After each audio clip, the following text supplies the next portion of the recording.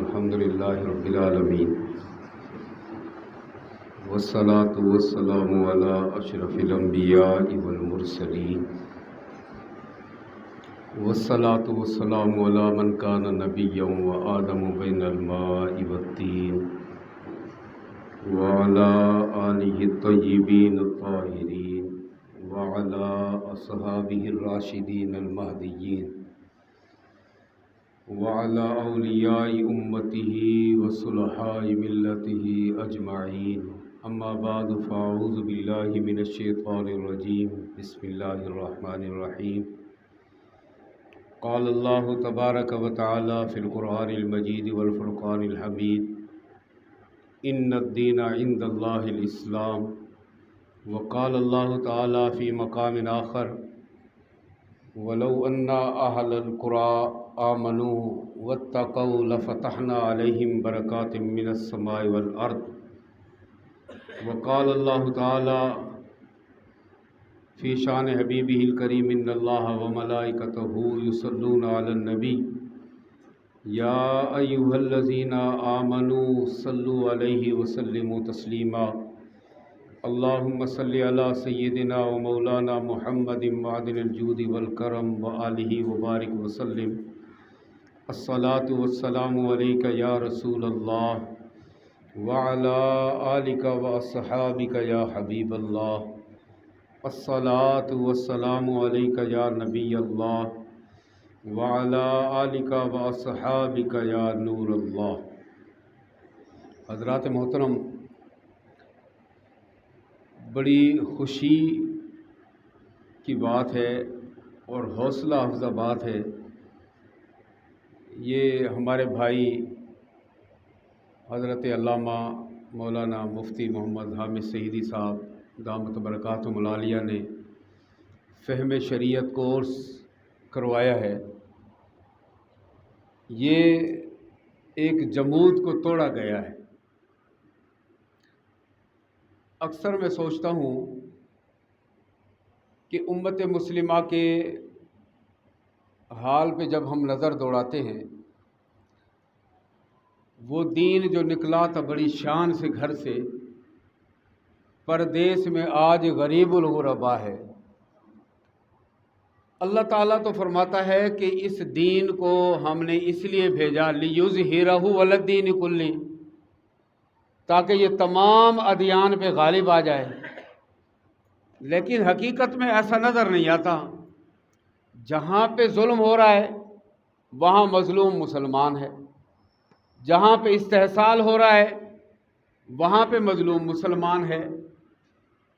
اتنی اسلامی ریاستوں کے باوجود اسلام غریب الوطنی کا شکار ہے۔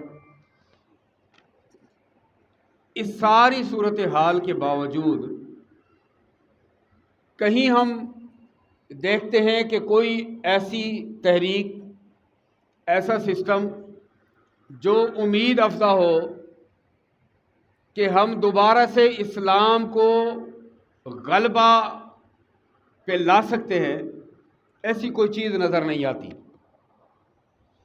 اس لیے نظر نہیں آتی کہ اسلام کو ہم نے اپنی عقلوں کے مطابق سمجھا ہے۔ ہمارے ذہن نے جو اسلام مانا، ہمارے مفادات جس اسلام سے وابستہ ہوئے، اس اسلام کو ہم نے اپنا لیا۔ جس اسلام سے ہمارے مفادات وابستہ نہیں، اس کو ہم نے چھوڑ دیا۔ اللہ تعالیٰ نے فرمایا ان الدین عند اللہ الاسلام، بے شک اللہ کے نزدیک پسندیدہ دین اسلام ہے۔ اور اللہ تعالیٰ کی پسند کوئی عام پسند نہیں ہوگی۔ اللہ تعالیٰ کی پسند وہ خوبیوں سے خالی نہیں ہوگی۔ اللہ تبارک و تعالیٰ نے اگر دین اسلام کو پسند کیا ہے تو یقیناً یہ خوبیوں کا مجموعہ ہوگا۔ لیکن کس وقت ہوگا؟ جب ہم اس اسلام کو قرآن کے تناظر میں دیکھیں گے، جب ہم اسلام کو حدیث کے تناظر میں دیکھیں گے۔ اسلام عبادات کا نام نہیں ہے، اسلام عبادات کا نام نہیں۔ اگر صرف عبادات کا نام اسلام ہوتا تو کوئی بھی مشرکین مکہ میں سے حضور صلی اللہ علیہ وسلم کا دشمن نہ بنتا۔ دشمن کب بنے؟ جب ان کے مفادات کو ٹھیس پہنچائی گئی، جب ان کی اجارہ داری کو چیلنج کیا گیا، اس وقت وہ سارے دشمن بن گئے۔ وہ کیا کہتے تھے کہ ابو طالب اپنے بھتیجے سے کہو کہ اگر آپ دولت چاہتے ہیں تو ہم ساری دولت آپ کے قدموں میں اکٹھا کر دیں، اگر آپ سرداری چاہتے ہو ہم آپ کو اپنا سردار مان لیتے ہیں، اگر آپ عرب کی خوبصورت ترین عورت سے شادی کرنا چاہتے ہو تو ہم یہ کر دیتے ہیں، لیکن آپ ہمارے نظام کو نہ چھیڑیں۔ اس نظام کے پیچھے وہ دشمن بنے جو ایک دن پہلے تک کہتے تھے کہ انت صادق و امین، آپ سچے ہیں اور امانت دار ہیں۔ جب آپ صلی اللہ علیہ وسلم نے ان کو جمع کیا اور کہا کہ لوگو اگر میں کہوں کہ اس پہاڑ کے دوسری جانب ایک فوج ہے جو تمہارے اوپر حملہ کرنے والی ہے تو کیا تم میری بات مان لو گے؟ کیا جواب دیا کہ بالکل مانیں گے، کیونکہ آپ نے ہمیشہ سچ بولا ہے، ہمیشہ آپ نے سچ بولا ہے۔ تو پھر کہو قولوا لا الہ الا اللہ تفلحوا۔ جب یہ بات کی تو پھر وہی لوگ جو ایک لمحہ پہلے سچا کہہ رہے تھے وہی جھٹلانے لگ گئے، جو ایک لمحہ پہلے صادق اور امین مان رہے تھے، جنہوں نے ہجر اسود کی تنصیب کے معاملے میں آپ کو ثالث مانا، حاکم مانا، جو آپ کی فہم و فراست، بصیرت، آپ کی صداقت اور امانت پہ یقین رکھتے تھے، وہی لوگ آپ کے دشمن بن گئے۔ یہ لوگ طواف کر رہے ہیں، حضور صلی اللہ علیہ وسلم بھی خانہ کعبہ کا طواف کر رہے ہیں، طواف پہ تو کبھی اعتراض نہیں کیا تھا، عبادت کرتے کبھی اعتراض نہیں تھا، لیکن جب آپ صلی اللہ علیہ وسلم نے نظام دیا، یہاں سے جھگڑا پیدا ہو گیا، یہاں سے جھگڑا پیدا ہوا۔ یہ جو نظام ہے یہ اللہ کے نزدیک پسندیدہ دین ہے۔ عبادات اسلام کا ایک حصہ ہیں، عبادات اسلام کا جزو ہے، پورا اسلام نہیں ہے۔ اسلام جو ہے وہ معاملات کا نام ہے، ایک سسٹم کا نام ہے جس میں جنایات ہیں، عقوبات ہیں، مناکحات ہیں۔ اب جدید ٹرمینالوجی میں آپ دیکھیں کہ ہمارا سول لا ہے، ہمارا فیملی لا ہے، ہمارا کرمنل لا ہے، ضابطۂ دیوانی، ضابطۂ فوجداری، آئلی قوانین، لا آف جنایات، لا آف ٹارٹ جس کو کہتے ہیں، حقوق آسائش کے قوانین، ہمارے کارپوریٹ لا، یہ سارے کے سارے ان سب کو مجموعے کا نام دین اسلام ہے۔ آپ دیکھیں حضور صلی اللہ علیہ وسلم نے 13 سال مکہ مکرمہ میں گزارے، 13 سال میں احکامات نازل نہیں ہوئے، 13 سال میں نہ نماز کا حکم ہوا، نہ زکوٰۃ کا، نہ حج کا، نہ جہاد کا۔ 13 سال میں کیا ہوتا رہا؟ رجال کار کی تیاری ہوتی رہی، افراد کی تیاری ہوتی رہی، جنہوں نے آگے چل کے اس سارے نظام کو اپنے کندھوں پہ اٹھانا تھا، ان لوگوں کی تیاری ہوتی رہی۔ وہ لوگ تیار ہوئے جو خود فاقہ کش تھے، لیکن ان کے پاس ہر قسم کی آسائش موجود ہو۔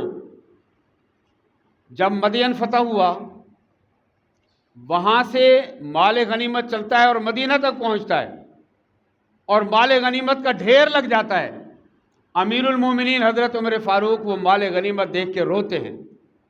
پوچھا جاتا ہے کہ امیر المومنین آج تو خوشی کا دن ہے، سپر پاور فتح ہو گئی، اگر آج آپ امریکہ کو فتح کر لیں تو آپ کی خوشی کی کوئی انتہا رہے گی کہ ہم نے دنیا کی طاقتور سلطنت کو فتح کر لیا؟ اس دور کی سپر پاوریں یہی تھی، ایران اور روم کی یہ سپر پاوریں تھیں۔ ایران فتح ہو گیا، مال غنیمت کا ڈھیر لگا ہوا ہے، امیر المومنین رو رہے ہیں۔ امیر المومنین آج تو خوشی کا دن ہے۔ فرمایا میں اس لیے رو رہا ہوں کہ یہ وہی قوم ہے جو ایک دوسرے کے حقوق غصب کرتے تھے، کمزور کو دبایا جاتا تھا، یہ مدین سے یہ مال غنیمت چلا ہے، یہاں تک پہنچا ہے مدینہ منورہ، اتنے میلوں کا فاصلہ طے کیا ہے، جو وہاں کے سپہ سالار نے لسٹ بنا کے بھیجی ہے سامان کی، ایک سوئی بھی کم نہیں ہوئی اس میں سے۔ یہ وہی لوگ ہیں، یہ تھا نظام، یہ تھے وہ رجال کار جو اس 13 سالہ زندگی میں تیار کیے گئے تھے۔ جب آپ صلی اللہ علیہ وسلم مدینہ منورہ تشریف لائے، مدینہ منورہ میں عرب قبائل تھے، اوس اور خزرج کے 12 قبائل تھے۔ یہ 12 قبائل، اس کے علاوہ یہودیوں کے کوئی 10 قبائل تھے، بنو نذیر، بنو قینقاع وغیرہ، لیکن کوئی سلطنت، کوئی حکومت، کوئی ریاست قائم نہیں تھی جب سرکار دو عالم صلی اللہ علیہ وسلم مدینہ منورہ تشریف لائے۔ اب دیکھیں، یہاں سے اسلامی ریاست کی بنیاد رکھی جا رہی ہے، اسلامی طرز حکومت متعارف کروایا جا رہا ہے۔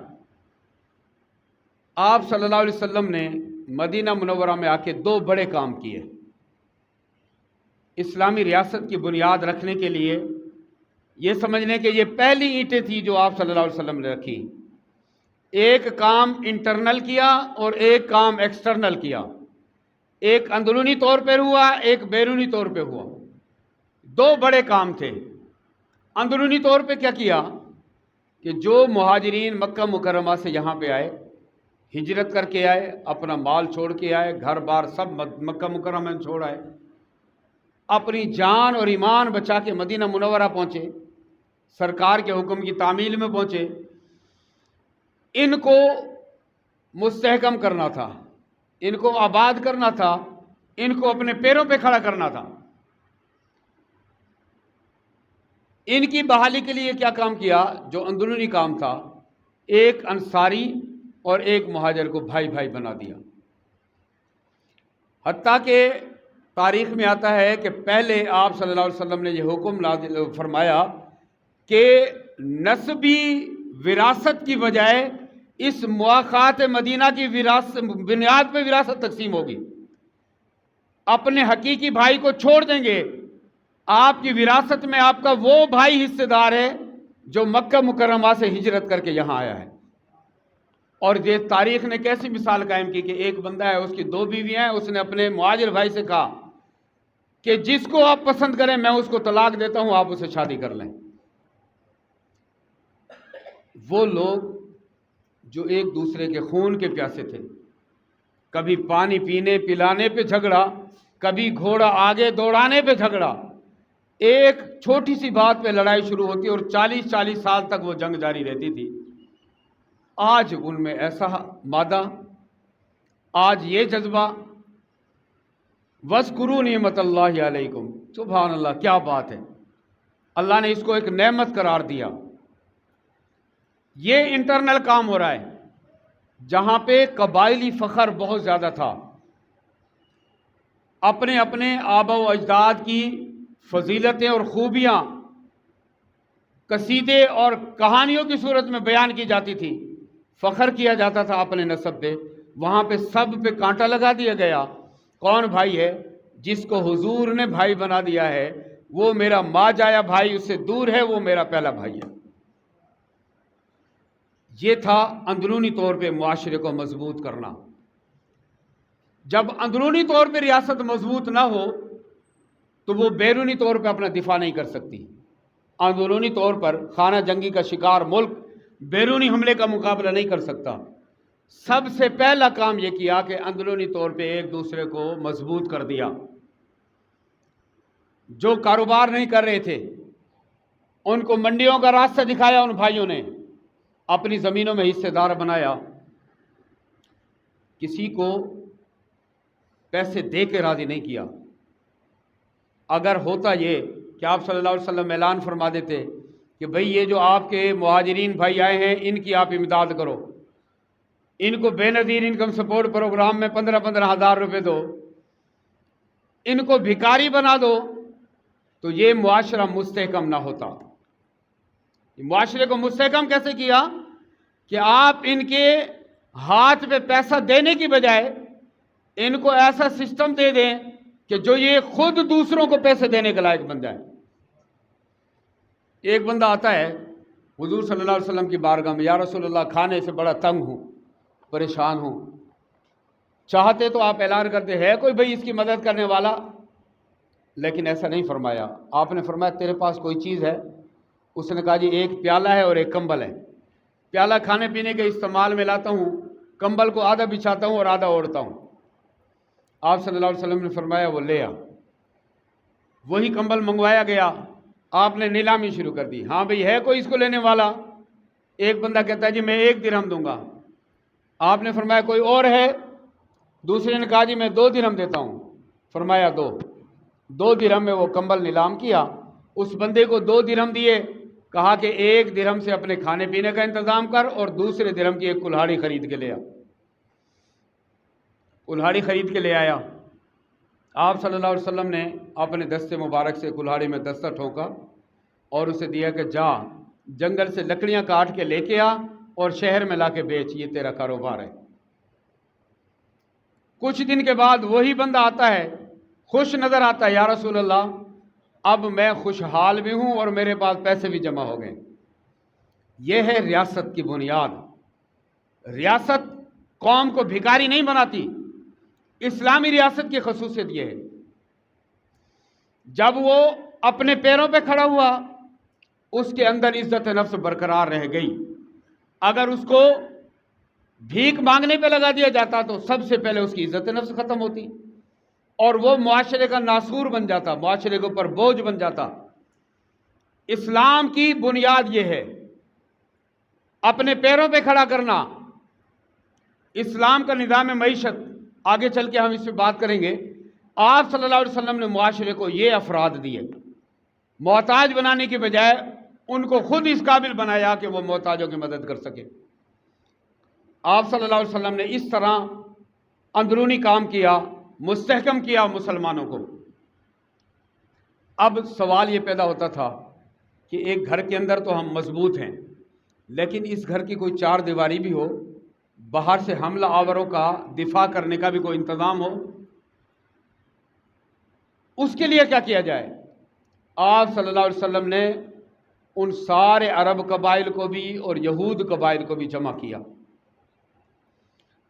اور ان سب کے سامنے علاقائی اہمیت کو اجاگر کیا کہ مدینہ منورہ کی اہمیت کیا ہے، کہ عرب کی تجارت کا یہ مرکز ہے، یہ شاہرگ ہے عرب کی تجارت کی، کہ اگر شام اور عراق کے ساتھ اگر مکہ مکرمہ کا رابطہ ہے، مصر کے ساتھ بھی رابطہ ہے، تو اسی مدینہ منورہ کے ذریعے سے ہے۔ یہ تمہاری اہمیت ہے اور تم ایک دوسرے کے دشمن بنے ہوئے ہو، ایک دوسرے کے خلاف اتنی طویل جنگیں لڑ رہے ہو کہ تمہارے قبیلوں کے مرد ختم ہو جاتے ہیں جنگیں لڑتے لڑتے۔ انہوں نے اس بات کو ریئلائز کیا، کیا کیا جائے؟ ہم ایک اتحاد قائم کرتے ہیں، جو باہر سے حملہ کرنے والا ہوگا ہم سارے مل کر اس کا مقابلہ کریں گے۔ جو ایک قبیلے کا دشمن وہ ہم سب کا دشمن ہے، جس کو ایک قبیلے نے پناہ دے دی ہم سب کی طرف سے اس کو پناہ ملے گی۔ اندرونی طور پر ہر قبیلے کو بااختیار بنایا، آپ اپنا سردار منتخب کرنے میں بااختیار ہیں، اپنے معاملات میں، اپنے فیصلے کرنے میں بااختیار ہیں۔ اگر 2 قبائل کے درمیان کوئی جھگڑا ہوگا تو پھر فیصلہ قبیلے نہیں کریں گے، پھر حضور صلی اللہ علیہ وسلم فیصلہ فرمائیں گے۔ جو پہلے سے جو وہاں پہ رہنے والے لوگ تھے، جو وہاں کے مقامی تھے، جن کی وہاں جاگیریں تھیں، سرکار دو عالم صلی اللہ علیہ وسلم کی یہ فہم و فراست تھی کہ آپ صلی اللہ علیہ وسلم نے ان سب کے اوپر اپنا اقتدار منوا لیا۔ اس کو کہا میثاق مدینہ۔ یہ ٹریٹی، یہ ایک معاہدہ ہوا، ایگریمنٹ ہوا۔ قانون کے جو دانشور ہیں، چاہے وہ مسلم ہیں یا غیر مسلم ہیں، مستشرقین بھی اس بات کو مانتے ہیں، یہ 53 دفعات پر مشتمل یہ میثاق مدینہ جو ہے نا، وہ دنیا کا پہلا بین الاقوامی دستور ہے۔ اقوام متحدہ تو 45 میں وجود میں آ رہی ہے نا، لیگ آف نیشنز بنی 1919 میں، وہ اپنے مقاصد میں کامیاب نہ ہو سکی، دوسری جنگ عظیم ہو گئی، دوسری جنگ عظیم سے تنگ ہو کے دنیا نے ایک اور لیگ آف نیشنز کی ضرورت محسوس کی، قوموں کا ایک اتحاد ہو، اور پھر انہوں نے اقوام متحدہ کی بنیاد رکھی۔ یہ اقوام متحدہ کی بنیاد ہمیں 1945 میں نظر آتی ہے، لیکن آپ صلی اللہ علیہ وسلم نے ہجرت کے پہلے سال ہی اقوام متحدہ کی بنیاد رکھ کے یہ بتلا دیا کہ تم جب اسلامی ریاست قائم کرو گے تو تمہیں ان ساری چیزوں کو فالو کرنا پڑے گا۔ دو کام، مواخات مدینہ اور میثاق مدینہ، اسلامی ریاست کی یہ بنیاد ہے۔ اور پھر اسلامی ریاست نے دیکھیں جو نظام دیا، ابھی قرآن نازل ہو رہا تھا، بتدریج احکامات آ رہے تھے،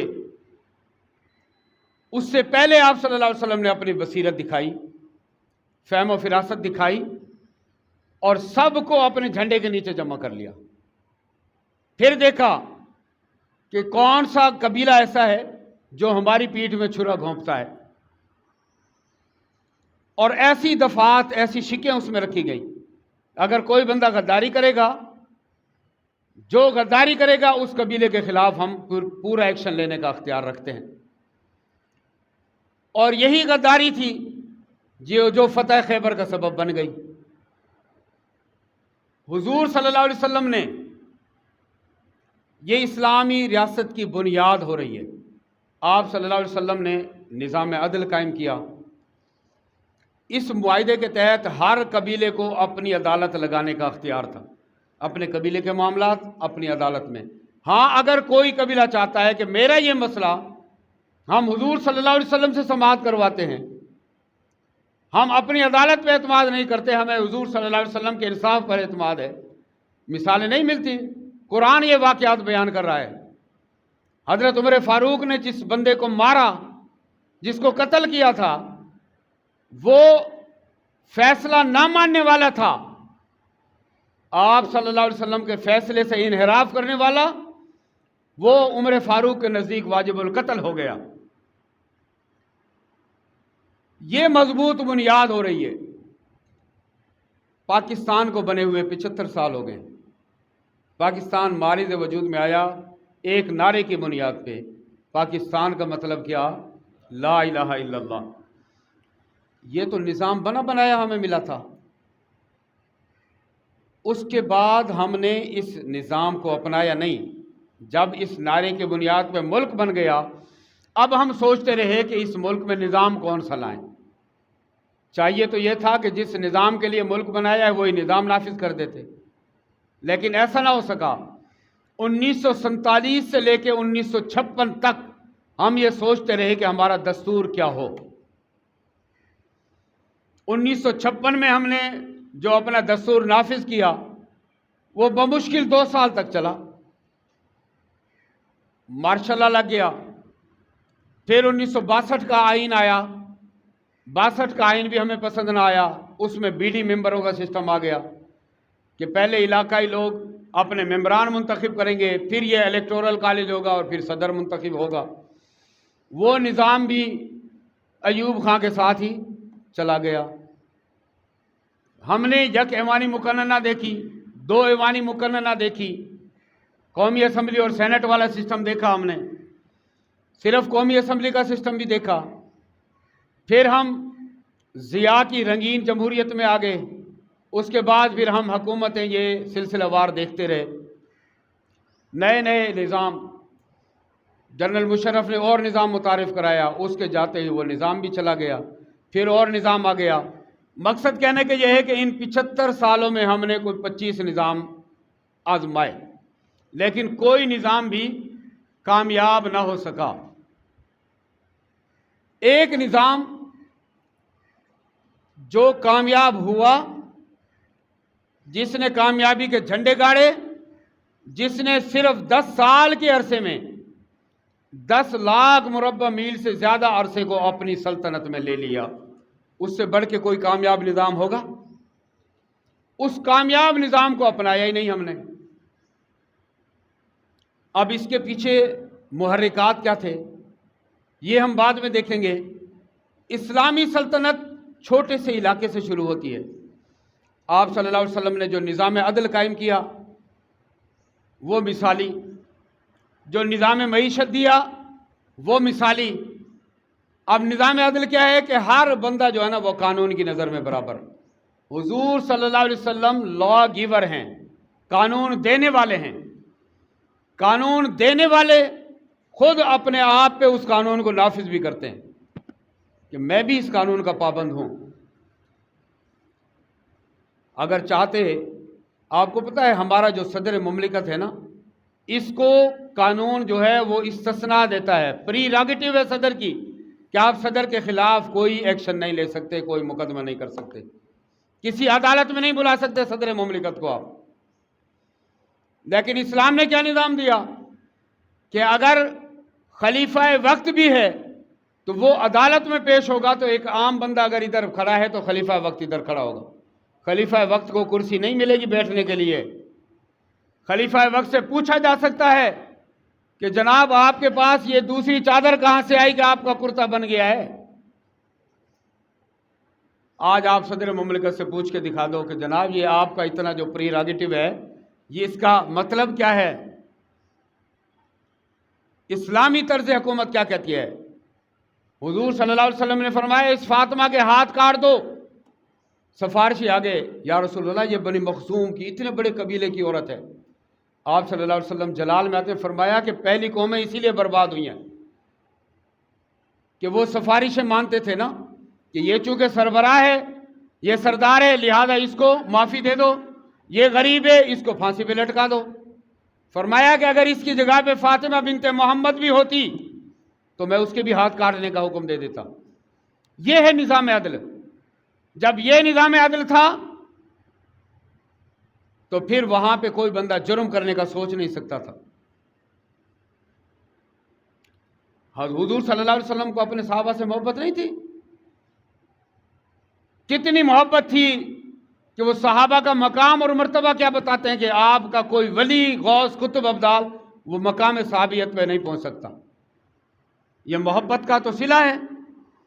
لیکن ان کو آپ صلی اللہ علیہ وسلم نے جب وہ جرم کر لیتے ہیں، گناہ کر بیٹھتے ہیں اور کہتے ہیں کہ یا رسول اللہ ہمیں پاک کیجیے، یہ سوچ دی نا، یہ وہ 13 سالہ محنت تھی جنہوں نے ذہن بدل دیے۔ پتہ ہے کہ سنساری سے میں مر جاؤں گا، میں مر جاؤں گی، مجھے زندگی نہیں ملے گی، لیکن وہ اس بات پہ تیار ہیں کہ اس دنیا میں اس جرم کی سزا بھگت لیں۔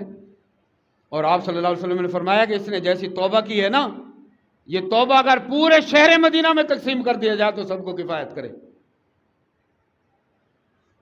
یہ ہے نظام عدل جو اسلام نے ہمیں دیا ہے کہ جہاں پہ ہر بندہ قانون کی نظر میں برابر ہے۔ نظام معیشت کیسا دیا؟ زکوٰۃ کی صورت میں، خراج کی صورت میں، مال غنیمت کی صورت میں، خمس کی صورت میں۔ وہ نجران کے عیسائیوں سے جو 2000 جوڑے سالانہ کپڑوں کے لینا، یعنی جس جگہ جس علاقے میں فصل جیسی ہوتی اسی حساب سے وہاں پہ ٹیکس لگا کے اسلامی ریاست جو نو زائدہ اسلامی ریاست تھی اس کو ایسا مضبوط مستحکم بنایا کہ پھر کسی کو اسے فتح کرنے کی جرت نہ ہوئی کہ ہم اس کو فتح کر لیں اسلامی ریاست کو۔ وہ عیسائی جو اپنے علاقوں میں اسلامی سپہ سالاروں کو خوش آمدید کہنے والے ہوتے تھے کہ آؤ ہمارے شہر کو فتح کرو، ہم آپ کے ساتھ ہیں۔ کیوں؟ کہ یہ نظام عدل ان کو پتہ تھا۔ اسلام نے جو نظام عدل دیا ہے وہ کسی اور ریاست نے نہیں دیا۔ اسلام نے جو نظام معیشت دیا، فرمایا نا تُؤْخَذُ مِنْ أَغْنِيَائِهِمْ وَتُنْفِقُ عَلَىٰ فُقَرَائِهِمْ۔ یہی نظام زکوٰۃ ہے کہ جہاں کے اغنیا سے وصول کیا جائے وہاں کے فقراء پہ اس کو خرچ کیا جائے۔ اچھا، یہ سارا نظام کب چلا؟ پہلی بات وہی ہے جب رجال کار تیار ہو گئے، ذہن سازی ہو گئی نا، ذہن سازی ہو گئی۔ یمن کی زکوٰۃ اکٹھی کی گورنر یمن نے اور مدینہ بھیج دی دارالحکومت۔ امیر المومنین نے خط لکھا گورنر یمن کو کہ تجھے پتہ نہیں ہے کہ شریعت کا حکم کیا ہے؟ شریعت کا حکم یہ ہے تو خذ من اغنیائہم وتنفق علی فقرائہم، یمن کے امیروں نے زکوٰۃ دی ہے نا، تو یمن کے غریبوں پہ خرچ کر، تجھے پتہ نہیں ہے اسلام کے حکم کا؟ اس نے جواب میں کہا کہ امیر المومنین مجھے پتہ ہے، لیکن کیا کروں، پورے یمن میں زکوٰۃ لینے والا کوئی نہیں۔ یہ کتنا عرصہ گزرا ہوگا؟ 10 سال کا عرصہ سرکار دو عالم صلی اللہ علیہ وسلم کی حیات ظاہری کا، 2-2.5 سال کا عرصہ حضرت صدیق اکبر رضی اللہ تعالیٰ عنہ کا، اور اس کے بعد حضرت عمر فاروق کا دور آ گیا۔ ان 15-20 سالوں میں وہ قوم جو کئی دن فاقہ کرنے والی تھی، آج اس قوم میں زکوٰۃ لینے والا نہ ہو؟ کیا ان کو سونے کی دیگیں مل گئی تھی؟ ایسا نہیں تھا، ان کے اندر خودداری پیدا کر دی گئی تھی۔ میرے پاس آج کا کھانا ہے، میں کیوں ہاتھ پھیلاؤں، کل اللہ تعالیٰ دے گا، یہ سوچ پیدا کر دی گئی تھی۔ ایک بکرے کی سری ایک گھر میں آتی ہے، وہ سوچتا ہے کہ یار میرا جو ہمسایہ ہے وہ زیادہ حقدار ہے، اس کے گھر زیادہ فاقے ہو رہے ہیں، میں اس کے گھر بھیج دوں۔ دوسرا گھر والا سوچتا ہے تیسرے گھر والا زیادہ مستحق ہے، اس کے گھر بھیج دوں۔ تیسرے گھر والا سوچتا ہے چوتھا گھر زیادہ مستحق ہے، چوتھے گھر والا 5ویں گھر بھیجتا ہے، 5واں چھٹے گھر بھیجتا ہے، چھٹا 7ویں گھر بھیجتا ہے، اور 7واں پھر وہی پہلے کے گھر بھیج دیتا ہے کہ وہ زیادہ مستحق ہے۔ یہ رجال کار تیار تھے۔ خودداری قوم کا سب سے پہلا سبق کیا ہے؟ وہ خودداری ہے۔ خودی تیری مسلمہ کیوں نہیں ہے، تیرے دریا میں طوفاں کیوں نہیں ہے، ابس ہے شکوائے تقدیر یزداں، تو خود تقدیر یزداں کیوں نہیں ہے؟ ہم تو شکوہ کرتے ہیں نا، آج یہاں پہ ہم اعلان کرتے ہیں نا جی جو مستحقین زکوٰۃ ہے نا، وہ اپنے اپنے فارم جمع کرائیں، ہر بندے کو 50,000 اور ایک بھینس ملے گی۔ میرے خیال میں ہمارے علاقے میں تو شاید ہی کوئی بندہ ایسا ہوگا جو اس سے پیچھے رہ جائے۔ وہاں تو ہر بندہ جو ہے نا وہ کہیں گے نمبردار سے تصدیق بھی کروانی ہے، نمبردار کہے گا بھئی ہر بندہ 5,000 لاتا جائے اور میں تصدیق کرتا جاتا ہوں۔ میں اپنے علاقے کی بات کر رہا ہوں، یہاں کے نمبردار بھی تو اچھے ہوں گے ماشاءاللہ، لیکن وہاں ایسا ہے۔ ابھی آپ ریسرچ کریں، بے نظیر انکم سپورٹ پروگرام کے نام سے ایک سکیم ہے نا، جس نے پوری قوم کو بھکاری بنا دیا ہے، پوری قوم بھیک پہ لگی ہوئی ہے۔ 450 ارب بجٹ رکھا گیا اس کام کے لیے، 450 ارب جو تقسیم کرنا ہے مستحقین بنا کے۔ 450 ارب اسلامی ریاست کا کام یہ نہیں ہے۔ اسلامی ریاست پالیسی پہ لگاتی ہے کہ وہ ایک بندے کو خرچے کے لیے پیسے نہیں دیتی، بلکہ وہ ایک بندے کو کلہاڑا اٹھا کے دیتی ہے کہ جا بھائی لکڑیاں کاٹ کے لا اور آ کے بیچ۔ اسلامی ریاست فلاحی ریاست ہوتی ہے۔ اسلامی ریاست کا جو تصور ہے وہ فلاح انسانیت ہے، یہ بات ذہن میں رکھیں۔ اسلامی ریاست کا حکمران ذمہ دار ہے، انسان تو انسان، اگر کوئی جانور بھی بھوک اور پیاس سے مر جائے تو خلیفہ وقت اس کا ذمہ دار ہے کہ اس نے کیسے جان دے دی ہے۔ آج دنیا میں یورپین کنٹریز میں ایک قانون نافذ ہے، یورپین کنٹریز میں، اس قانون کا نام ہے عمر لاز۔ کیا نام ہے؟ عمر لاز کے نام سے ابھی بھی ایٹ دس ٹائم یہ قانون نافذ ہے۔ عمر لاز کیا ہیں؟ حضرت عمر فاروق رضی اللہ تعالیٰ عنہ نے قانون بنایا کہ جو بچہ پیدا ہوگا نا، جو بچہ کھانے پینے کی عمر تک پہنچے گا، اسلامی ریاست اس کی کفالت کرے گی، اس کا خرچہ ریاست برداشت کرے گی۔ ایک عورت آئی، اس کی گود میں بچہ تھا اور بچہ کمزور ہو، بچے کی دودھ پینے کی عمر، لیکن اس بچے کے ہاتھ میں ماں نے روٹی کا ٹکڑا دیا ہوا ہو۔ امیر المومنین دیکھیں اس بچے کو، یہ روٹی کھانے کے لائق ہو گیا، مہربانی کریں اس کا خرچہ مقرر کر دیں۔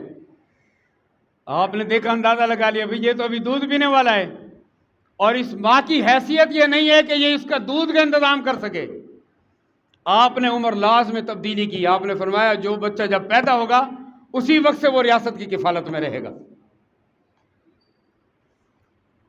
وہ آج ہمارے ملک میں نہیں ہے، یہ اسلامی ملک ہے، سعودی عرب میں نہیں ہے، وہ اسلام کا ہیڈ کوارٹر ہے۔ کسی اسلامی ملک میں میں نے نہیں پڑھا کہ یہ عمر لاز نافذ ہوں، لیکن یورپین کنٹریز میں وہ وہاں پہ یہ قانون نافذ ہے ابھی بھی، اور اسی نام سے انہوں نے نافذ کیا ہوا ہے۔ یہ اسلامی فلاحی ریاست جو ہے اس نے دکھایا ہے، جس وقت اسلامی ریاست آئی اور وہ آتے ہی چھا گئی، اس سے بڑھ کے کامیاب نظام کون سا ہوگا؟ آپ نظام معیشت دیکھیں کتنا بہترین دیا کہ کوئی بندہ بھوک سے نہیں مرے گا، کوئی بندہ خودکشی نہیں کرے گا، ہر بندے کو تجارت کی اجازت ہوگی، آزادی ہوگی، ہر بندہ اپنی جائیداد بنانے کا حق رکھے گا، فنڈامنٹل رائٹ، کانسٹیٹیوشنل رائٹ ہے اس کا کہ وہ اپنی پراپرٹی رکھے اور اپنی مرضی کے مطابق اسے یوٹیلائز کرے۔ یہ ہے اسلامی ریاست۔ ریاست اس کے حقوق کی ذمہ دار ہے، اس کے تحفظ کی ذمہ دار ہے۔ اسلامی ریاست کتنی فلاحی ہے کہ اگر اسلامی ریاست میں کوئی شخص مرد ہے یا عورت وہ استطاعت نہیں رکھتا کہ وہ نکاح کر سکے، اس کے نکاح کے اخراجات بھی اسلامی ریاست برداشت کرے۔ کتنا اچھا نظام ہے۔ آج ہم دیکھ رہے ہیں نکاح کو عام کرو، نکاح کو آسان کرو، ہم نے یہ دونوں کام الٹ کیے ہیں۔ اب سب سے آسان کام کیا ہے؟ لڑکی اور لڑکا بھاگ کے کورٹ میرج کر لیتے ہیں، سب سے آسان۔ اس کے ذمہ دار ہم نہیں ہیں، سب سے بڑے مجرم ہم ہیں کہ ہم نے رسومات کو اتنا مضبوط کر دیا ہے کہ اب کوئی رسوم و رواج کو توڑنے کی جرت نہیں کرے گا۔ جب تک آپ کے پاس لاکھوں روپے کا جہیز نہیں ہوگا آپ بیٹی کی شادی نہیں کر سکتے، جب تک آپ کے پاس بارات جیسے لاؤ لشکر کا کھانا نہیں ہوگا، جو لشکر کشی کی جائے گی اس کے لیے آپ تیار نہیں ہیں، آپ بارات کا انتظام نہیں کر سکتے، آپ شادی نہیں کر سکتے اپنے بچی کی۔ ایسا ہے نا؟ آپ ان ساری رسومات کا اسلام مخالف ہے، منکر ہے۔ اسلام میں بارات کا تصور ہے؟ اسلام میں تو تصور یہ ہے کہ لڑکے کے گھر والے جائیں، عزت کے ساتھ لڑکی کو خود نکاح کا جوڑا بھی لے کے جائیں، کوئی بندہ یہ بوجھ محسوس نہ کرے کہ میرے ہاں بیٹی پیدا ہوئی ہے جو میرے لیے وبال جان بن گئی، بلکہ وہ خوشی کا اظہار کرے کہ اللہ نے مجھے آج رحمت سے نوازا ہے۔ یہ اسلامی ریاست کا تصور نہیں ہے جو اب ہمارے سامنے ہے۔ اسلامی ریاست یہ ہے کہ جو بے روزگار ہے اس کو روزگار کے مواقع فراہم کرنا، جو بے نکاح ہے اس کے نکاح کا انتظام کرنا، کہ کوئی بندہ یہ نہ کہہ سکے ہم پابندی لگاتے ہیں۔ یہ اسلام کا نظام معیشت تفصیل ہے، ایک ایک موضوع پہ اگر گفتگو کی جائے تو کئی گھنٹے درکار ہیں۔ اسلام کے نظام معیشت پہ، نظام سیاست پہ، نظام معاشرت پہ اسلام نے اس طریقے سے مسلمانوں کی ذہن سازی کی۔ سزائیں اسلام نے سخت رکھی، لیکن سزا سے پہلے سزا کی وجوہات کو ختم کیا۔ اگر وجوہات نہیں ہوں گی تو جرائم نہیں ہوں گے۔ ایک بندہ بھوکا نہیں ہوگا، اس کو کیا ضرورت پڑی ہے کہ وہ چوریاں کرے گا؟ ایک بندہ جس کے نکاح میں اس کی بیوی موجود ہے، اور پھر فرمایا فَانْكِحُوا مَا طَابَ لَكُم مِّنَ النِّسَاءِ مَثْنَىٰ وَثُلَاثَ وَرُبَاعَ، دو تین چار سے شادی کرو، تمہاری کیپیسٹی جتنی ہے تم وہ شادیاں کر لو۔ جب تمہیں اسلام نے یہ موقع فراہم کر دیا تو اب تمہارے پاس یہ گنجائش نہیں ہے کہ تم زنا کی طرف دیکھو۔ اسلام نے تمہاری اس وجہ کو ختم کر دیا ہے کہ تمہارا ذہن تسکین پا جائے، لیکن اس کے باوجود بھی اگر تم عیاشی میں جاؤ گے تو پھر تمہیں زندہ رہنے کا حق نہیں ہے۔ پھر تمہاری سزا یہ ہے کہ تمہیں پتھر مار مار کے ختم کر دیا جائے۔ تم نے اس چیز سے فائدہ اٹھایا اور پھر حیوانیت کی طرف چلے گئے۔ اسلام نے کہا کہ عورت بغیر پردے کے نہ نکلے، وجہ ختم کی۔ جب عورت اپنے محرم کے ساتھ نکلتی، پردے میں نکلتی، کو کسی کو یہ جرت ہوتی کہ وہ عورت کو چھیڑے؟ اب اگر نیم برہنہ لباس میں عورت باہر نکلے اور تنے تنہا نکلے اور وہ گناہ لذت بھی دے اور پھر جو ہے نا وہ کوئی بندہ اگر اسے چھیڑے تو ایمان سے بتاؤ کہ اس بندے کا بھی کچھ قصور ہے تو کچھ قصور اس عورت کا بھی ہے کہ نہیں ہے؟ اور سب سے بڑا قصور اس عورت کے پیچھے بیٹھنے والے مردوں کا ہے، چاہے وہ باپ ہے یا بھائی ہے یا اس کا شوہر ہے یا اس کا بیٹا ہے۔ ایک حدیث مبارکہ کا مفہوم ہے نا کہ ایک عورت 4 مردوں کو جہنم میں لے جائے گی۔ کتنے مردوں کو؟ 4 مردوں کو ایک عورت جہنم میں لے جائے گی۔ خود تو جہنم میں جا رہی ہوگی، یا اللہ پاک یہ میرا باپ ہے، بڑی نیکیاں کرتا تھا، تیری عبادت کرتا تھا، لیکن اس نے کبھی مجھے سیدھے راستے پہ نہیں چلایا، مجھے تو جہنم میں بھیج رہا ہے، اس کو بھی میرے ساتھ بھیج۔ یا اللہ پاک یہ میرا بھائی ہے، اس نے خود نیکیاں کی ہیں لیکن مجھے برائی سے نہیں روکا، میری کفالت صحیح نہیں کی، مجھے جہنم میں بھیج رہا ہے تو اس کو بھی میرے ساتھ جہنم میں بھیج۔ یہ میرا شوہر ہے، میں اس کی ذمہ داری میں تھی لیکن اس نے کبھی مجھے نہیں روکا، یہ دیوس بنا رہا، یہ میرے گناہ پہ مطلع ہونے کے باوجود خاموش رہا، اگر مجھے جہنم میں بھیج رہا ہے تو اس کو بھی میرے ساتھ جہنم میں بھیج۔ یہ میرا بیٹا ہے، میرے بیٹے نے کبھی مجھے نہیں روکا، میرے ساتھ یہ بھی جہنم کا حقدار ہے۔ فرمایا کہ ایک عورت 4 مردوں کو جہنم میں گھسیٹ کے لے جائے۔ اور اکبر الہ آبادی بڑا مشہور شاعر گزرا ہے، اسلامی شاعر اور بڑے انقلابی شاعر تھے۔ اس 125 سال پہلے بے پردہ کل جو آئی نظر چند بیبیاں، اکبر زمین میں غیرت قومی سے گڑ گیا، پوچھا کہ آپ کے پردے کو کیا ہوا، کہنے لگی کہ مرد کی عقلوں پہ پڑ گیا۔ یہ جو ہمارا پردہ ہٹا ہے نا، یہ ہمارے مردوں کی عقلوں پہ پردہ پڑ گیا ہے۔ تو یہ نظام عدل اسلام نے پہلے وجہ کو ختم کیا، اگر وجہ ختم ہونے کے باوجود بھی کوئی بندہ جرم کرتا ہے تو پھر سزا کا وہ تصور دیا کہ ایک بندے کو سزا ملتی ہے اور پورا معاشرہ سدھر جاتا ہے۔ ایران میں انقلاب آیا 79 میں، انہوں نے سخت فیصلے لیے۔ ہمارے ملک میں بھی جو ریکمینڈڈ قانون ہے نا، روٹی کی جو اس کی وزن ہے روٹی کا وہ ہے 100 گرام، جو تندوروں پہ روٹی بکتی ہے ہماری گورنمنٹ کا ریکمینڈڈ وزن کتنا ہے؟ 100 گرام۔ لیکن آپ جو روٹی خریدتے ہیں وہ ایسی ہے جیسے کاغذ کے ادھر سے ادھر دیکھ لیں آپ، ایسا ہے کہ نہیں ہے؟ 100 گرام والی روٹی ملتی ہے ہمیں؟ نہیں ملتی، کیونکہ یہ بددیانتی ہے، خیانت ہے۔ انہوں نے انقلاب کا اعلان کیا، عدالت بھی، وکالت بھی، پولیس بھی، گواہ بھی، ایک کمیٹی بنا دی، ایک تندور پہ گئے، روٹی تولی 80 گرام، قاضی بھی ساتھ ہے، اس نے کہا ایسے کرو، اس کو تندور میں ڈالو، اوپر سے تندور کو ڈھک دو اور اس تندور میں آگ لگا دو۔ تندور والے کو تندور کے اندر زندہ جلوا دیا۔ پوری دنیا چیخ اٹھی کہ یہ کیسا نظام ہے کہ بندے کو زندہ جلا دیا جائے۔ لیکن یقین کریں کہ پورے ایران میں ایک ہی بندہ جلا تھا، اور روٹی کتنے گرام کی تھی؟ 120، 130، 110 گرام میں۔ یہ ہے سزا کا تصور۔ جورسپروڈنس میں جب ہم پڑھتے ہیں نا قانون کے تصورات، تو سزا کے تصور میں ایک اصلاحی پہلو ہوتا ہے اور ایک عبرتناک پہلو ہوتا ہے کہ ایک بندے کو سزا ملے اور پورے معاشرے کو عبرت حاصل ہو جائے۔ پورے ایران میں دوبارہ بندہ جلانے کی نوبت نہیں آئی۔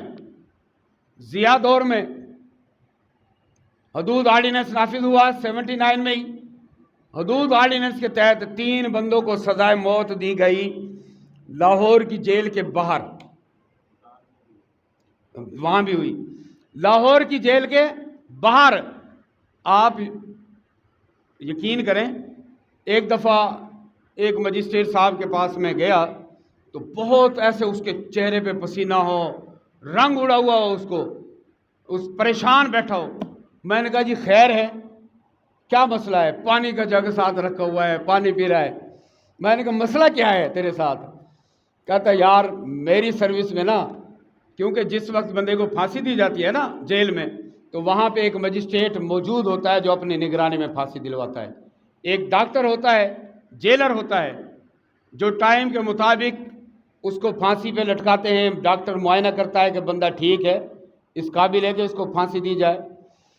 بہت سارے لوگ ایسے ہوتے ہیں جو پھانسی پہ جانے سے پہلے مر جاتے ہیں، اس خوف سے مر جاتے ہیں پھانسی پہ لٹکانے سے پہلے، لیکن قانون یہ کہتا ہے کہ ہینگ ٹل ڈیتھ، اس کو لٹکایا جائے گا۔ مجسٹریٹ نے اپنی موجودگی میں اس پھانسی دلوائی۔ اس پھانسی کو دیکھ کے اس کا یہ حال تھا کہ وہ عدالت میں بیٹھا ہوا اور کانپ رہا ہے کہ یار میرے سامنے بندے نے جان دے دی۔ جس دن مجسٹریٹ کوئی پھانسی دلوا کے آتا ہے، اب قانون اس کو چھٹی دیتا ہے کہ بھئی ایک دن تو نے گھر جا کے کوئی نیند کی گولی کھا کے سو جانا ہے۔ اگر یہی سزا اوپن ہمارے سامنے ہوگی، کتنے لوگ ایسے ہیں جو جانور کو ذبح ہوتا ہوا نہیں دیکھ سکتے؟ بقرعید والے دن نا تھوڑا سا ہماری یہ ذمہ داری ہوتی ہے کہ ہم بھی جا کے ذبح کرتے ہیں، تو کئی دفعہ ایسا ہوتا ہے بھئی یہ کس کی طرف سے ہے جی؟ یہ فلاں بندے کی طرف سے۔ وہ بندہ کہاں ہے؟ وہ جی اندر کمرے میں چھپا ہوا ہے۔ بھئی کیوں چھپا ہوا ہے؟ کہہ رہے تھی وہ خون نہیں دیکھ سکتا۔ ایک بندے کو میں نے کہا نہیں تو ادھر ٹھہرے گا تو میں ذبح کروں گا۔ آپ یقین کریں کہ ابھی چھری چل رہی تھی، خون نیچے گر رہا تھا اور وہ بندہ پیچھے گر رہا تھا، خون دیکھ کے وہ بے ہوش ہو گیا۔ اگر بندے کی جان نکلتے ہوئے مخلوق دیکھے نا، بندے کی جان نکلتے ہوئے، تو پتہ نہیں کتنے لوگ ہوں گے جن کو الٹیاں لگ جائیں گی، جن کا دماغی توازن خراب ہوگا۔ یہ ہے عبرتناک پہلو۔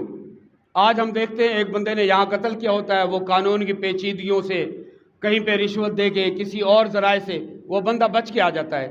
آپ خود گواہ ہیں کہ اس نے میرے سامنے یہاں فائر مارا ہے، لیکن وہ قانون موم کی گڑیا ہے نا، وہ نکل آتا ہے، آپ کا قانون سے اعتماد اٹھ جائے گا۔ آپ کہیں گے یہ بندہ جس نے قتل کیا تھا یہ بچ گیا ہے تو میں کیوں نہیں بچ جاؤں گا؟ نتیجہ کیا ہوتا ہے کہ یہ قتل و غارت چل رہی ہے۔ حالانکہ قرآن نے فرمایا قصاص میں تمہارے لیے زندگی ہے، وَلَكُمْ فِي الْقِصَاصِ حیات۔ اسلام کا یہ نظام ہے کہ پہلے وجہ ختم کی، لیکن اس کے بعد بھی اگر کوئی بندہ جرم کرتا ہے تو پھر اس کو عبرت کا نشان بنا دو۔ اس سے معاشرے میں استحکام آتا ہے۔ ڈاکو، چور، آپ دیکھیں کہ ایک بندہ چوری کرتا ہے، وَالسَّارِقُ وَالسَّارِقَةُ فَاقْطَعُوا أَيْدِيَهُمَا، قرآن کا فیصلہ کیا ہے کہ چور کا ہاتھ کاٹ دو۔ پہلی دفعہ چوری کرے اس کا یہاں سے ہاتھ کاٹ دیا گیا، پھر چوری کرتا ہے اس کا اگر دایاں ہاتھ کاٹا ہے تو پھر بایاں پاؤں کاٹ دیا جائے، پھر چوری کرتا ہے تو اس کے اپوزٹ سائڈ کاٹی جائے۔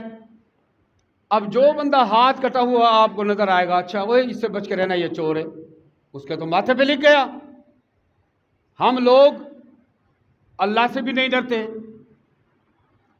قانون سے بھی نہیں ڈرتے، سب سے زیادہ ہم معاشرے سے ڈرتے ہیں۔ یہ ہماری فطرت بن گئی ہے، معاشرے سے ہم خوف زدہ ہوں گے کہ لوگ کیا کہیں گے کہ یہ بندہ ایسا ہے جس کے ہاتھ کاٹے جائیں گے، کیا اس کو دیکھ کے دوسرا بندہ جرت کرے گا کہ میں بھی چوری کر لوں؟ یہ ہے اسلام کا نظام عدل، وہ اسلام کا نظام معیشت، پھر اسلام کا نظام تجارت۔ اسلام نے جو نظام تجارت دیا کہ تم لوگ ذخیرہ اندوزی نہیں کر سکتے، احتکار، فرمایا جو احتکار کرے گا، جو ذخیرہ اندوزی کرے گا، جو غلے کو اس لیے جمع رکھے گا کہ جب اس کی قیمت بڑھے گی میں اس کو بیچوں گا، وہ ہم میں سے نہیں ہے، اس کا ٹھکانہ جنت میں نہیں ہے۔ کہ تم نے ارتکاز دولت نہیں کرنا، تم نے غلے کو مرتکز نہیں کرنا جس وقت غلے کی ضرورت ہے۔ اگر تاجر غلہ محفوظ رکھتا ہے تو وہ گناہگار ہے، اس کے لیے روا نہیں کہ وہ 40 دن سے زیادہ غلہ میں ذخیرہ کرے۔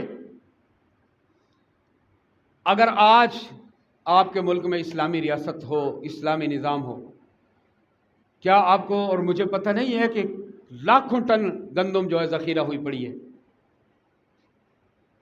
لاکھوں ٹن چینی ذخیرہ ہوئی پڑی ہے، کسی چیز کی اس ملک میں کمی نہیں ہے، کمی ہے تو رجال کار کی کمی ہے، افراد کی کمی ہے، ان ذخیرہ اندوزوں کے خلاف ایکشن لینے کی کمی ہے، جن کو ایکشن لینے کے لیے مقرر کیا جاتا ہے وہ جو ہے نا وہ خود کرپٹ ہوتے ہیں۔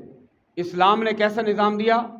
آپ صلی اللہ علیہ وسلم نے فرمایا زکوٰۃ ادا کرو، زکوٰۃ کا حکم دیا، جہاں نماز کا حکم دیا جا رہا ہے وہاں زکوٰۃ کا حکم دیا جا رہا ہے، صدقات جمع کرواؤ، حق ادا کرو، تمہارے دولت پہ، تم مالدار اور تمہاری دولت پہ غریب کا حق ہے، استحقاق ہے کہ تم اس کو بھی اپنے مال میں سے حصہ دو۔ جمع کرنے والے آپ صلی اللہ علیہ وسلم نے جمع فرمایا، اعلان کر دیا کہ مجھ پر، میرے خاندان پر یہ مال حرام ہے۔ یہ تھا کرپشن کو روکنا، یہ کرپشن کو روکنا ہے کہ نہیں، میرے قرابت دار بنو ہاشم، میرے خاندان والے، میرے نواسے، میں اس سارے مال کو اپنے لیے جائز نہیں کرتا۔ یہ کرپشن روکنا ہے۔ آپ صلی اللہ علیہ وسلم نے جو گورنر مقرر فرمائے، خلفائے راشدین نے جو گورنر مقرر کیے، ایک گورنر کو علاقے کا گورنر بنا کے بھیجا گیا، وہ اپنی سواری پہ سوار ہو کے جا رہا ہے، شہر کے لوگ باہر آئے ہوئے ہیں کہ ہمارا گورنر آ رہا ہے نیا، استقبال کے لیے آئے ہوئے ہیں۔ شہر کے باہر ہی وہ اعلان کرتا ہے کہ لوگوں میرے ہاتھ خالی ہیں، میری جاگیر، میری جائیداد اور میرا مال یہ میری سواری ہے، اس کے علاوہ میرے پاس کچھ نہیں ہے۔ 14 سال وہ اس شہر کا گورنر رہتا ہے۔ کتنے سال؟ 14 سال تک۔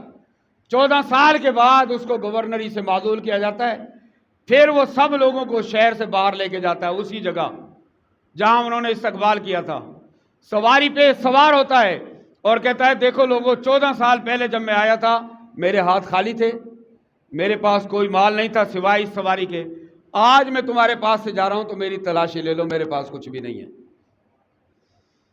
حضرت عمر فاروق کسی کو گورنر بناتے، اس کے مال کی لسٹ، تیرے پاس کیا کیا سرمایہ ہے، لسٹ بنواتے، اور وہ لسٹ بیت المال میں محفوظ رہتی۔ جس وقت اس کو گورنری سے ہٹایا جاتا، پھر اسے کہا جاتا کہ اب بتا تیرے اثاثہ جات کتنے ہیں، جب کتنے تھے۔ پھر اس کو منی ٹریل دینے کی ضرورت نہیں تھی، آمدن سے زیادہ اثاثہ جات ظاہر کرنے کی ضرورت نہیں تھی، کیونکہ پتہ تھا کہ اگر یہاں تھوڑا سا بھی ادھر ادھر ہوا نا تو یہ گردن اڑا دی جائے گی۔ یہ نظام معیشت اور نظام معاشرت۔ اور فرمایا کہ حضرت ابو موسیٰ اشعری آتے ہیں نا اپنے 2 دوستوں کے ساتھ، یا رسول اللہ اس عہدے کے لیے میں بڑا اچھا ہوں، مجھے اس عہدے پر مقرر فرما دیں۔ آپ نے فرمایا نہیں، جو عہدے کا خواہش مند ہوتا ہے ہم اس کو عہدہ نہیں دیتے۔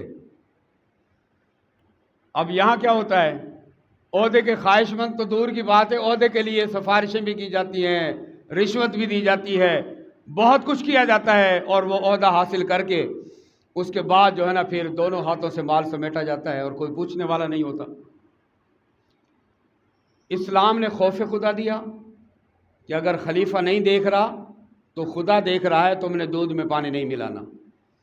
اگر حکومت کو پتہ نہیں ہے تمہارے اثاثہ جات کیا ہیں، تو اللہ نے ایسا خوف اپنے محبوب کے ذریعے امت تک پہنچایا، زُيِّنَ لِلنَّاسِ حُبُّ الشَّهَوَاتِ مِنَ النِّسَاءِ وَالْبَنِينَ وَالْقَنَاطِيرِ الْمُقَنطَرَةِ مِنَ الذَّهَبِ وَالْفِضَّةِ وَالْخَيْلِ الْمُسَوَّمَةِ وَالْأَنْعَامِ وَالْحَرْثِ۔ اللہ تبارک و تعالیٰ نے ان ساری چیزوں کو دنیا کے مزین کرنے کے لیے تو دے دیا ہے، لیکن اگر تم نے حدود اللہ کی خلاف ورزی کی تو پھر یہی ہوگا کہ یوم یحمى علیہا فی نار جہنم فتقوی بہا جباہہم وجنوبہم وظہورہم، پھر کہا جائے گا ھذا ما کنزتم لانفسکم، یہی ہے نا یہ تم نے جو خزانے بنائے ہیں، اب مزہ چکھو۔ تمہاری پیٹھوں کو داغا جائے گا، تمہارے پہلوؤں کو داغا جائے گا، تمہاری جبینوں کو، ماتھوں کو داغا جائے گا۔ یہی خزانہ تھا نا، یہ تمہارے لیے جہنم کی آگ ہے۔ یہ خوف بھی دلایا گیا کہ یہ نہ سمجھنا کہ اگر حکومت وقت کو پتہ نہیں چلا تو ہم زکوٰۃ نہیں دیں گے، نہیں، تم نے دیانتداری سے یہ زکوٰۃ ادا کرنی ہے۔ اور جس کی ذمہ داری، جس کو ریاست کا ذمہ دار کسی عہدے پر مقرر کر دیا گیا، اس کے لیے آزمائش ہوتی تھی کہ یہ ایسے رجال کار تیار تھے، جب ریاستی امور سر انجام نہیں دے رہے نا، کوئی دوست مل گیا تو وہ دیوا بجھا دیا جاتا کہ نہیں، اب میں اپنا کام کر رہا ہوں، اب ریاست کا کام نہیں کر رہا، اب یہ ریاست کا تیل جو ہے نا میں اپنی ذات کے لیے نہیں جلا سکتا۔ یہ ہے اسلامی طرز حکومت۔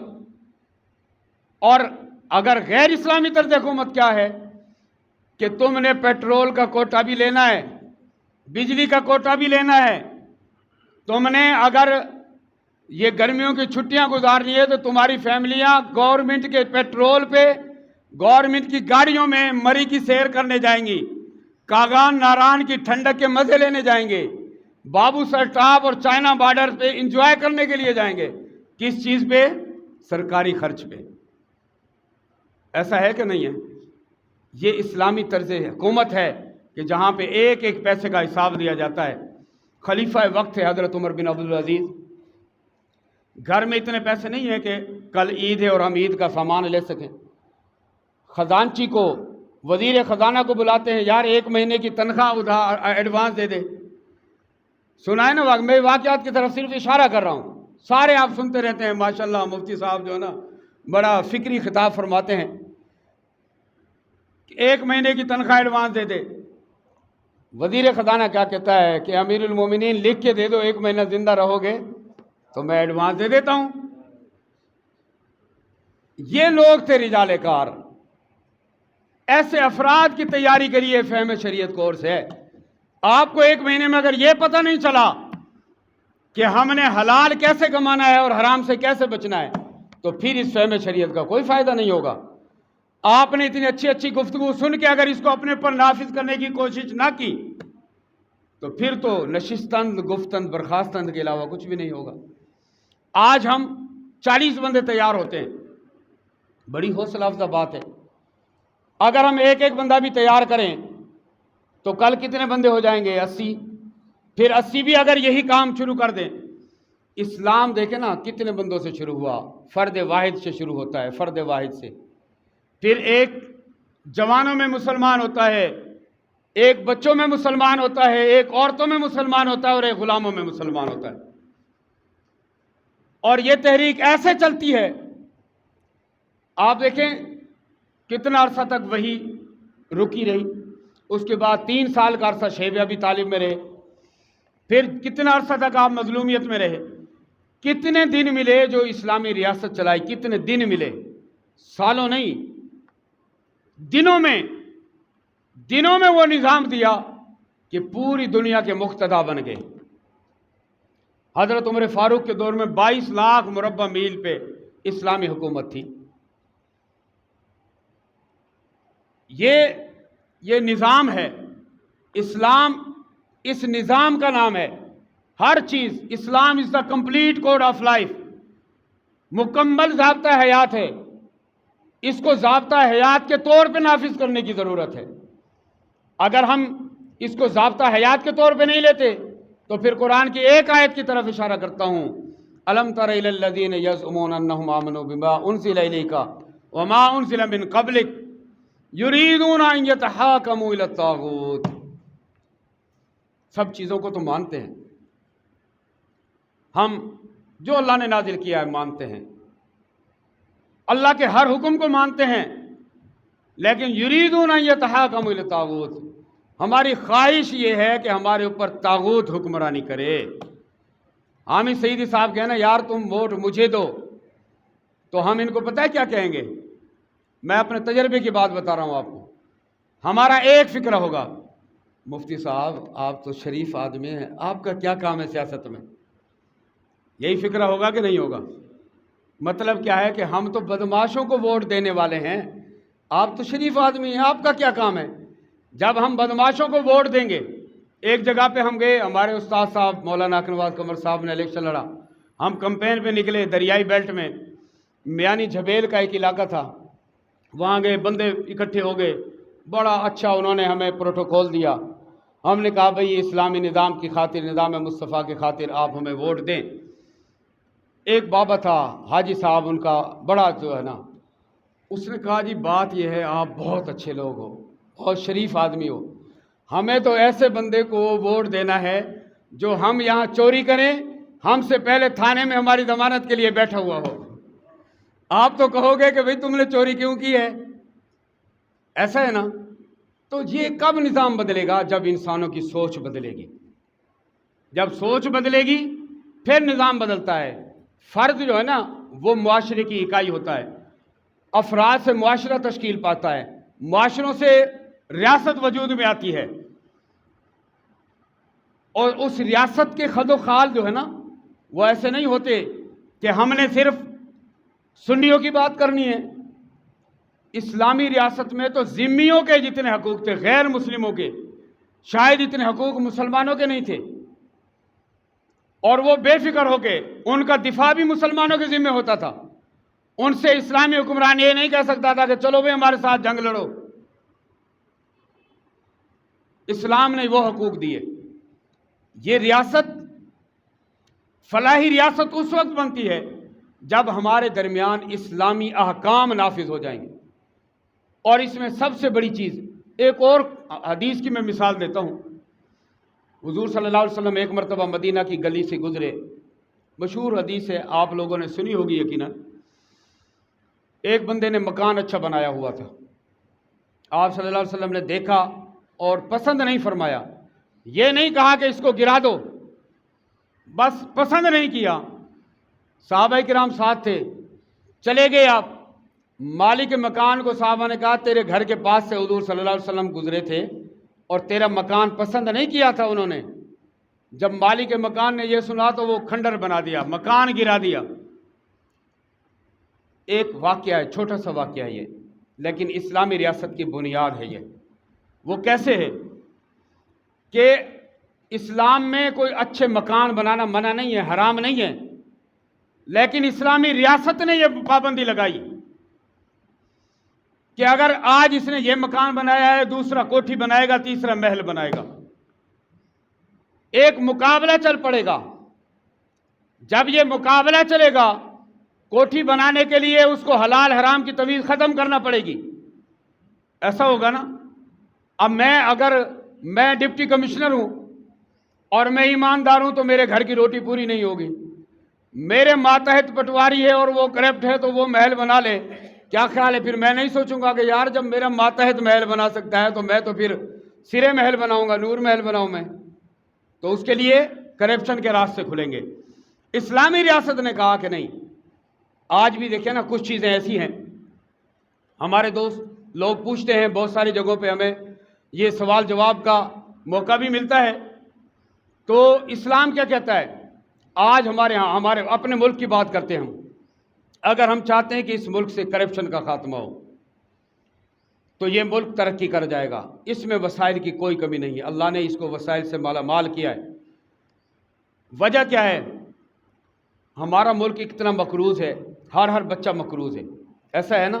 سنتے رہتے ہیں نا ہم خبریں، اور خاص طور پہ علماء کو چاہیے کہ وہ حالات سے باخبر رہیں۔ المیہ یہی ہوا ہے کہ علماء نے جب حجروں کا رخ کیا ہے نا، پھر ان لوگوں کو کھل کے کھیلنے کا موقع مل گیا ہے۔ اور مفتی کے بارے میں تو یہ آتا ہے کہ اگر وہ عرف سے واقف نہیں ہے، من لم یعرف عرفا فہو جاہل، جو عرف سے واقف نہیں ہے تو وہ مفتی نہیں ہے، وہ تو جاہل ہے، جس کو پتہ ہی نہیں ہے حالات کیا ہیں۔ گہری نظر رکھنے والا۔ اسلام کوئی مست قلندری کا نام نہیں ہے، اسلام تو ذی شعور لوگوں کا نام ہے، اسلام تو تفقہوا فی الدین والوں کا نام ہے، اسلام تو افلا یتدبرون القرآن ام علی قلوب اقفالها والوں کا نام ہے۔ تم لوگوں کو باہر نکلنا چاہیے، معاشرے کی آنکھوں میں آنکھیں ڈال کے بات کرو۔ یہ معاشرہ کسی کے باپ کی جاگیر نہیں، ہم سب اس معاشرے کا حصہ ہیں۔ اگر اسلامی طاقت وہ سامنے آ جائے، کسی طاغوتی طاقت کی جرت نہیں ہے کہ وہ اس کا مقابلہ کر سکے۔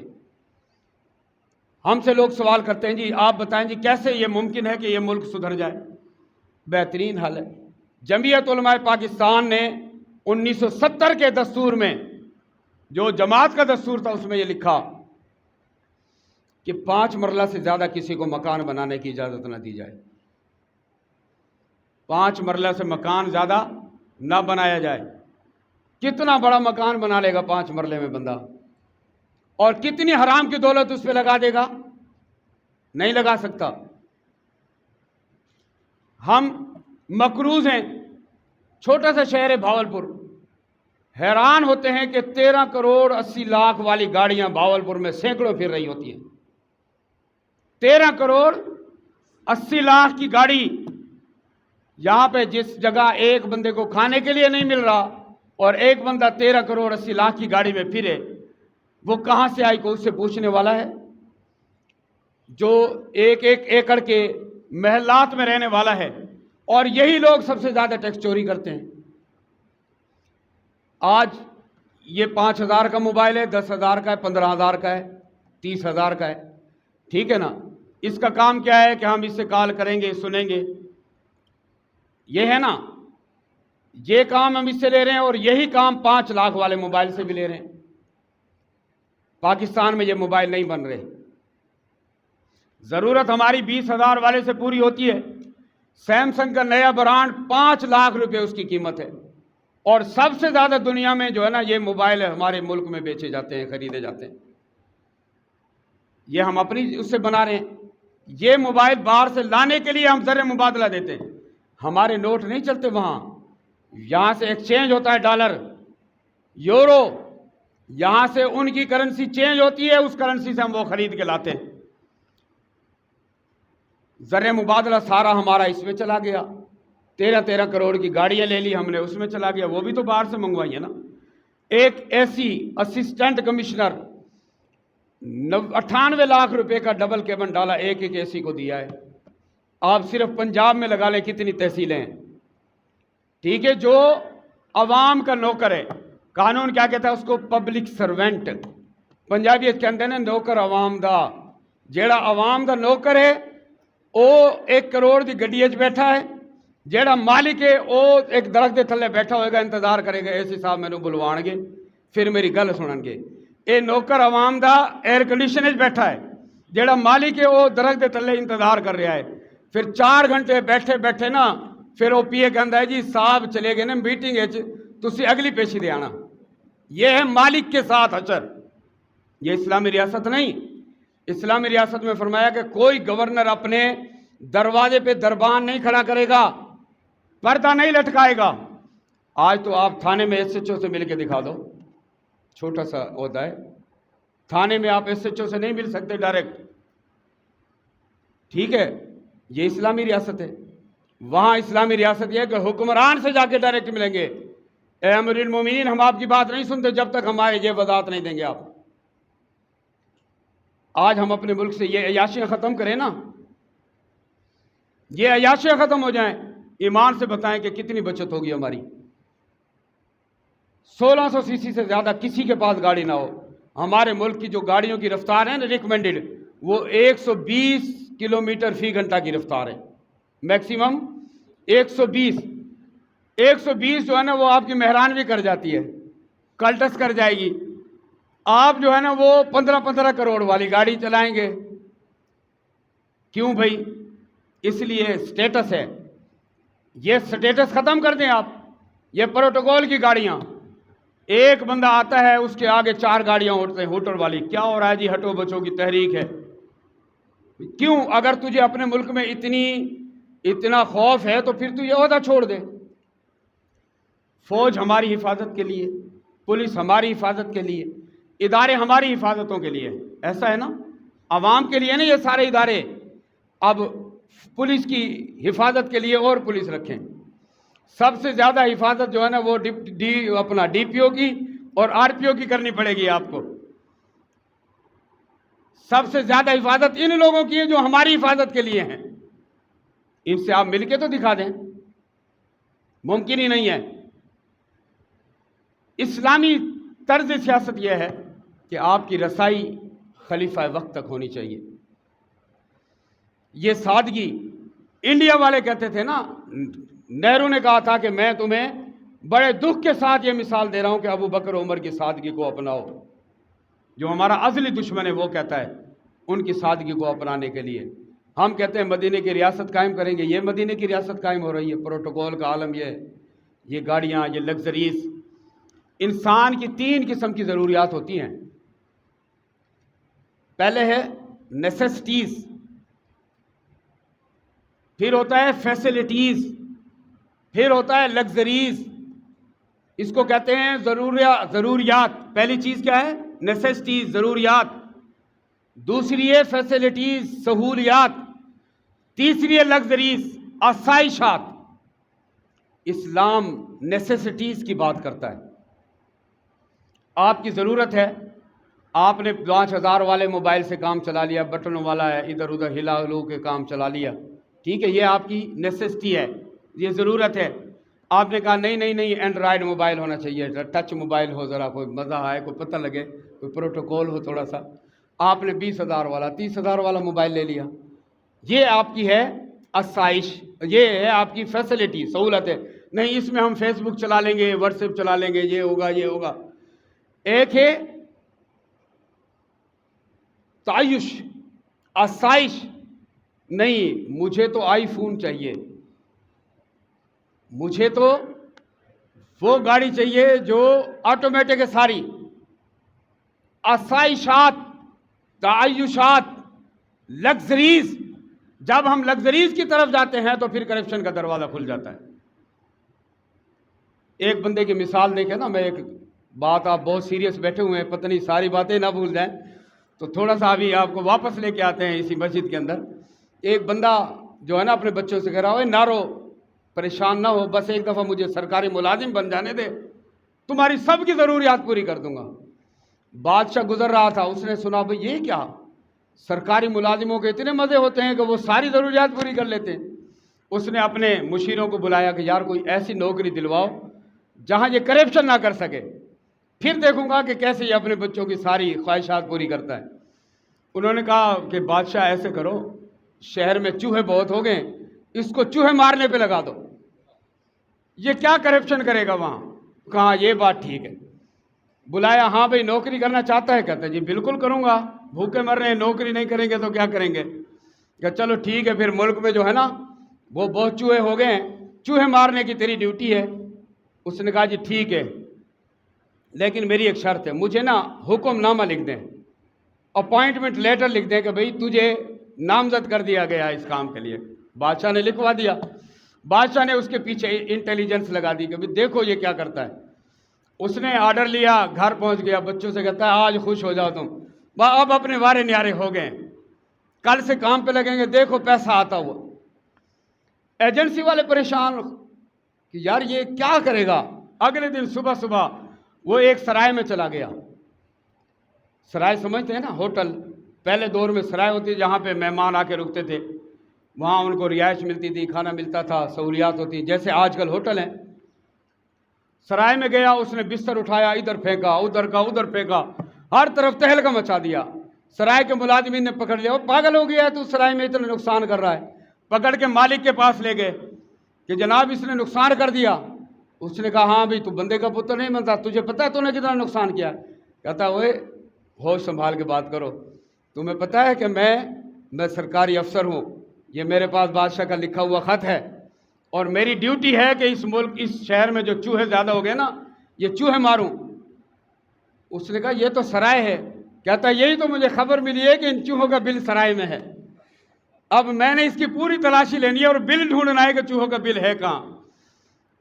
मालिक परेशान हो गया। उसने कहा यार कोई मुका नहीं हो जाता, वो ले दे के बात कर लेते हैं। कहता फिर ठीक है, फिर बताओ पैसे दो। उसने पैसे लिए कि चलो ठीक है भाई ये सराय क्लियर हो गई है, अब कल दूसरी सराय में जाएंगे। दूसरी सराय वालों को पता लग गया भाई बादशाह ने ऐसा बंदा भेज दिया है, अब तुमने होशियार रहना है। वो पहले ही बंदा दरवाजे पे खड़ा, हाँ सही कितने पैसे लेने हैं जी, इतने पैसे, चलो पैसे दो, काम चलाते हैं आगे। इंटेलिजेंस ने कहा कि बादशाह उसने तो ये काम शुरू कर दिया है। बात यह है कि जब आप करप्शन को रोकने की कोशिश नहीं करेंगे, करप्ट बंदा हर जगह से पैदागीर बन जाता है। یا تو آپ ان کی اتنی تربیت کریں کہ نہیں میرے لیے یہ جائز نہیں ہے، جہنم کی آگ ہے، میرے لیے جہنم کا ایندھن ہے، میں اپنے بچوں کو حرام نہیں کھلاؤں گا، پھر تو آپ کرپشن روکنے کے لیے چاہے اینٹی کرپشن بنائے، چاہے آنٹی کرپشن بنا دیں، چاہے نیب بنا دیں، چاہے جتنے مرضی آئے ادارے بنا دیں، اگر آپ اچھے لوگ نہیں لائیں گے تو یہ ادارے خود کرپٹ بن جائیں گے۔ تو ہم سب، اب آخری بات ہے، اس پوری گفتگو کا خلاصہ کیا ہے؟ آپ لوگوں کے درمیان فہم شریعت کرنے کا مقصد کیا تھا؟ یہ کورس کا مقصد یہ تھا کہ آپ جو ہے نا اس امت کے نگہبان ہیں مستقبل کے، آپ لوگوں نے یہ بوجھ اٹھانا ہے، آپ انبیاء کے وارث ہیں۔ نبی صرف نمازیں سکھانے کے لیے تو نہیں آئے نا، نبی نے سکھایا ہے کہ تم نے عدل کیسے قائم کرنا ہے، نظام معیشت کیسے چلانا ہے، نظام سیاست کیسے چلانا ہے، نظام معاشرت کیسے چلانا ہے، کس طریقے سے تم نے اس معاشرے کو فلاحی معاشرہ بنانا ہے، یہ آپ لوگ پڑھیں گے۔ کہاں سے پڑھیں گے؟ آپ کے سامنے قرآن ہے، حدیث ہے، لَقَدْ كَانَ لَكُمْ فِي رَسُولِ اللَّهِ أُسْوَةٌ حَسَنَةٌ، آپ لوگ پڑھیں گے۔ جو بندہ دنیا میں موجود ہے، دنیا داری میں پھنسا ہوا ہے، آپ اس سے توقع کریں گے کہ وہ امامت کبریٰ کا نفاذ کرے گا، وہ نظام خلافت نافذ کرے گا؟ یہ آپ کی خام خیالی ہے۔ آپ کہیں نہیں ہمارا کام تو یہ ہے، ہمارا کام تو مسجد ہے، پھر مسجد والوں کے ساتھ کیا ہوتا ہے؟ جس بندے کی بات اس کی بیوی نہیں سنتی وہ مولوی کو بات سناتا ہے، ایسا ہے نا؟ وہ بات سنائے گا، جس کے بچے بات نہیں مانتے وہ کہے گا مولوی صاحب تیرا امامہ ایسا ہے، تیری چال ایسی ہے، تیرے کپڑے ایسے ہیں، تیری کالر ایسی ہے، 100 باتیں سنائے گا۔ جب آپ ہوں گے خوددار، آپ کے اندر جرأت ہوگی، پھر آپ اس کو یہ اجازت اور اختیار نہیں دیں گے کہ وہ آپ کے بارے میں بات کر سکے۔ آپ اپنے اندر وہ خودداری پیدا کریں، خود ہی تیری مسلمان کیوں نہیں، یہی ہے نا، خود ہی کو کر بلند اتنا کہ ہر تقدیر سے پہلے خدا بندے سے خود پوچھے بتا تیری رضا کیا ہے۔ آپ لوگوں نے اپنے اندر یہ جرأت پیدا کرنی ہے، آپ اس معاشرے کے لیے فائدہ مند ہوں، اس لیے یہ فہم شریعت کورس کرایا گیا ہے۔ آپ نے اس 1 مہینے میں سیکھا ہوگا کہ عقائد کیا ہیں، عقائد کی اصلاح ہونی چاہیے، معاشرے کی اصلاح بھی ہونی چاہیے، ہم معاشرے کے اندر کس طرح فلاح کا، کس طرح ہم سوشل ورکر کا کام کر سکتے ہیں، یہ سارے کام، یہ ساری چیزیں اسلام نے ہمیں دی ہیں۔ ابھی وقت نہیں ہے آپ کو بتاتا کہ آج جو اس سارے حقوق کی بات کرتے ہیں نا، یہ میگنا کارٹا اور یہ جنیوا کنونشن، جو آج کے جدید جو ہمارے یہ انسانی حقوق کے قوانین ہیں، یہ تو 1949 میں آ رہے ہیں، یہ تو 19ویں صدی کے شروع میں آ رہے ہیں، لیکن اسلام نے ہیومن رائٹس بتلا دیے 1400 سال پہلے۔ اچھا صرف ہیومن رائٹس ہی نہیں بتلائے، اگر رائٹس کی بات آئے نا، اسلام نے جانوروں کے حقوق بھی متعین کر دیے، اسلام نے درختوں کے حقوق بھی متعین کیے، فصلوں کے حقوق متعین کیے کہ تم نے کسی درخت کو نہیں کاٹنا، کسی کے فصل کو نہیں اجاڑنا، کسی جانور کو نہیں مارنا۔ اسلام نے تو ان کے حقوق بھی متعین کیے ہیں۔ آج جدید دور میں بھی وہ حقوق نہیں دیے گئے جو اسلام 1400 سال پہلے دے چکا ہے۔ یہ سب کس کو معلوم ہوگا؟ آپ لوگوں کو، جب آپ پڑھیں گے۔ لیکن اس کے لیے آپ اپنی سوچ، اس کو میں کہتا ہوں سوچ کا کیپسول، اگر آپ سوچ کے کیپسول میں بند ہیں تو پھر آپ مسجد میں نمازیں پڑھاتے رہیں، وہی اچھا ہے، وہی کافی ہے۔ لیکن اگر آپ عالمگیر مذہب کے عالمگیر مبلغ ہیں، اسلام عالمگیر ہے نا، تو پھر آپ اسلام کے علمبردار ہیں، تو پھر آپ کی سوچ بھی عالمگیر ہونی چاہیے۔ اگر آپ عالمگیر مبلغ ہیں تو پھر اسلام کے صحیح معنی میں آپ علمبردار بنیں گے۔ اور اگر ہم یہی سلسلہ آگے چلتا رہے نا تو انشاءاللہ وہ دن دور نہیں ہے کہ پھر دوبارہ سے اسلام جو ہے وہ غلبہ حاصل کر لے۔ قرآن نے تو یہی کہا ہے وَأَنْتُمُ الْأَعْلَوْنَ، سارے پڑھے لکھے ہو، مجھ سے زیادہ پڑھے ہوئے ہو، دین پڑھنے والے ہو، وَأَنْتُمُ الْأَعْلَوْنَ، یقیناً غلبہ تمہارے لیے ہے۔ قرآن کا چیلنج ہے نا، قرآن کی ہر بات سچی ہے، ذالک الکتاب لا ریب فیہ، یہی کتاب ہے، وَأَنْتُمُ الْأَعْلَوْنَ، تم ہی غالب آؤ گے، ان کنتم مومنین، اگر تم مومن ہو۔ قرآن کا چیلنج آج بھی موجود ہے آج ہم غالب کیوں نہیں ہیں، ہمیں سوچنا پڑے گا۔ ان کے بعد والی بات پہ شرط لگا دی ہے نا، اگر تم مومن ہو، اس کا مطلب ہے کہ ہمارے ایمان میں تھوڑا سا قصور ہے، کوئی فالٹ ضرور ہے، ورنہ غلبہ ہمارے لیے تھا۔ اسی چیز پہ ہم نے ریسرچ کرنی ہے۔ آپ تعین کریں اپنے شعبے کے، کوئی معیشت میں جائے، ٹاپ آلویز ویکنٹ، اوپر کی سیٹ ہمیشہ خالی ہوتی ہے۔ آپ میں سے ہی دیکھیں نا، بہت سارے علماء ہیں، ہم بہاولپور میں دیکھتے ہیں، مولانا فیض احمد اویسی تو کوئی بنا ہے، حضور غزالی زماں کوئی ایک بنا ہے۔ ٹاپ ہمیشہ خالی ہوتا ہے، چاہے کسی بھی فیلڈ میں ہو۔ بہت سارے وکیل ہیں، بڑے بڑے وکیل چند ایک ہی ہیں۔ بہت سارے علماء ہیں، بڑے بڑے علماء چند ایک ہی ہیں۔ اور وہ بڑے بڑے علماء کہاں سے نکلے؟ ادھر سے ہی، انہی چٹائیوں پہ بیٹھ کے پڑھیں، یہاں سے ہی آگے بڑھے۔ حوصلہ چاہیے، بس جرأت چاہیے۔ آپ اپنے فیلڈ کا تعین کریں، کوئی معیشت میں جائے، کوئی سیاست میں جائے۔ سیاست شجر ممنوعہ نہیں ہمارے لیے، جدا ہو دین سیاست سے تو رہ جاتی ہے چنگیزی۔ اسلام وہ نظام ہے جو ساری زندگی کے ہر پہلو کو اپنے اندر سموئے ہوئے ہے۔ آپ لوگ اس کے لیے چلیں، اس میدان کے شاہ سوار بنیں۔ یہی آج کا پیغام میں دینے آیا ہوں۔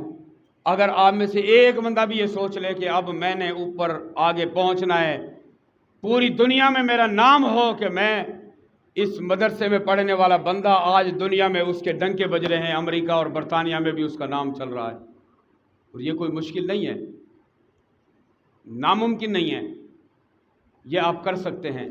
اپنی صلاحیتوں کو بروئے کار لائیں۔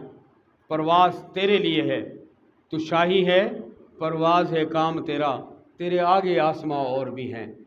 تو اپنی پرواز کو آگے بڑھائیں۔